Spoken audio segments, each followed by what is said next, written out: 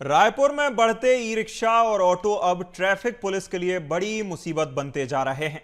शहर के अंदर चलने वाले ई रिक्शा से ट्रैफिक व्यवस्था खराब होती जा रही है।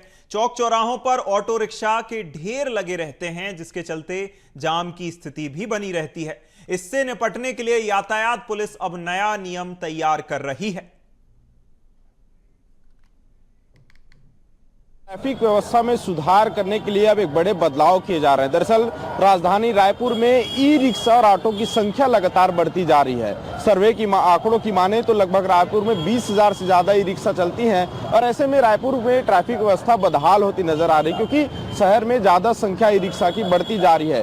अब इन्हीं ई रिक्शा के संचालन के लिए यातायात विभाग के द्वारा नियमों में एक बड़ा बदलाव जो है वो किया जा रहा है, जहाँ पर रायपुर शहर को 4 भागों में बांटा जाएगा, जहाँ पर 4 भागों में अलग अलग क्षेत्र में अलग अलग ई रिक्शा जो है अलॉट किए जाएंगे, ताकि उस क्षेत्र में केवल वही ई रिक्शा जो है वो संचालित हो। ऐसे में शहर के जो ई रिक्शा है, ऑटो है, वो अलग अलग क्षेत्रों में बढ़ जाएंगे और उससे ट्रैफिक व्यवस्था को बेहतर किया जा सकता है। इसी प्रयास के लिए यातायात विभाग के द्वारा जो है तैयारी की जा रही है और रायपुर में जो ई रिक्शा चलते हैं उन्हें 4 अलग अलग कलर ग्रेड से डिवाइड किया जाएगा और 4 अलग अलग दिशाओं में ये ई रिक्शा संचालित होंगे।